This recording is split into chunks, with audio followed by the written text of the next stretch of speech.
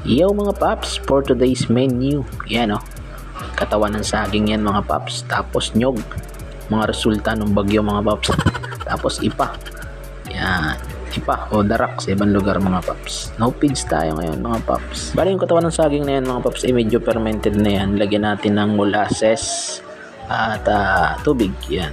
Tapos meron din kaunting yeast para ma-ferment siya ng maayos. Yan, may mekos-mekos lang natin yan insan.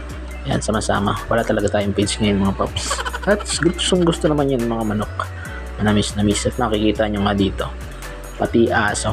Nakikimerienda dito mga paps. Gusto niya rin kasi yung fermented saka yung nyug. Tapos may molasses. Tamis-tamis siguro.